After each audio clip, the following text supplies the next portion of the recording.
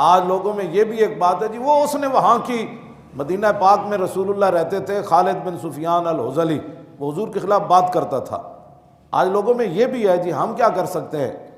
تو میرے آقا و مولا نے یہ نہیں کہا کہ وہ 400 کلومیٹر دور میرے خلاف بات کرتا ہے، میں تو مدینے میں رہتا ہوں، میری عزت پر تو کوئی نہیں۔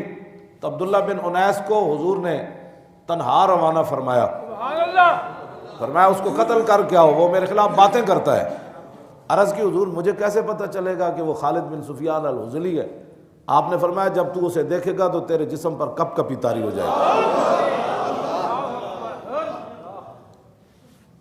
آج لوگوں میں یہ بھی بات ہے، میں نے کہا 400 کلومیٹر پر حضور نے خود بھیجا حضرت عبداللہ بن انیس کو، اور یہ بھی نہیں کہا کہ میں پیچھے گھوڑے بھیج رہا ہوں پھر اس کا لشکر ہے۔ تو فرماتے ہیں میں جب اس کے وہاں پہنچا تو میں نے جب اس بندے کو دیکھا جو حضور کے خلاف باتیں کرتا تھا تو میرے جسم پر کپ کپی طاری ہو گئی۔ تو میں نے کہا یہی بندہ ہے۔ کیوں جی؟ صلاۃ الطالب، اس کا عنوان ہی امام ابو داؤد نے یہ باندھا ہے، جو رسول اللہ کے دشمن کی طلب میں جا رہا ہو وہ نماز کا ٹائم آ جائے تو نماز کیسے پڑھے گا؟ صلاۃ الطالب، ہاں جی، ایک صلاۃ استسقاء ہے، ہاں جی، صلاۃ حاجت ہے، ہاں جی، اور ساری نماز، اس کا نام ہی ہمارے اماموں نے لکھا ہے کہ صلاۃ الطالب، کہ جو رسول اللہ کے دشمن کی طاق میں جا رہا ہو اور نماز کا ٹائم آ جائے اور ہو وہ دشمن کی طلب میں، وہ بھی گستاخ رسول کی طلب میں ہو، تو پھر وہ نماز کیسے پڑھے گا؟ حضرت عبداللہ بن انیس کہتے ہیں کہ میں نے دیکھا تو میں نے کہا ادھر نماز اثر بھی جا رہی تھی، ادھر حضور کا دشمن اس کا بھی کام کرنا تھا، مغرب ہو رہی تھی، تو کہتے ہیں میں نے پھر چلتے ہوئے اشارے سے نماز کی نیت باندھ لی۔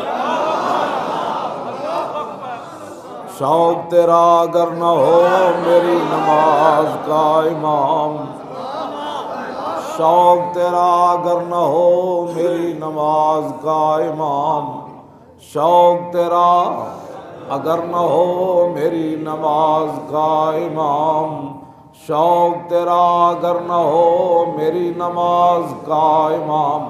اس ویلے تصور کیتا ہونا ہے آپ،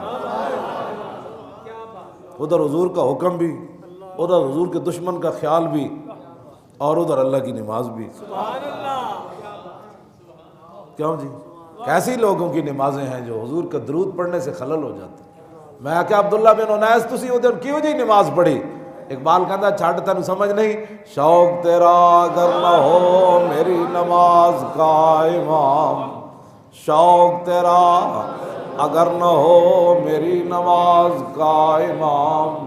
میں کہا اقبال ہے بڑے کہ دسو نماز بھی پڑھی جا رہی، تنے تنہا بھی ہیں، ادھر لشکر نال بیٹھیا بندہ تے تنے نماز پڑھتے پڑھتے ادھر جا رہا ہے، کہتا تیری نگاہ ناز سے دونوں مراد پا گئے، تیری نگاہ ناز سے دونوں مراد پا گئے، تیری نگاہ ناز سے دونوں مراد پا گئے، تیری نگاہ ناز سے دونوں مراد۔ عشق بھی تو عجیب ہے نا، یعنی چلو نماز پڑھ لیتا ہوں پھر جو ہے وہ اس کو بعد میں جا کر ملوں گا، کہا نہیں، نماز بھی ساتھ ہوگی اور حضور کا جو کام ہے وہ بھی ساتھ ہوگا۔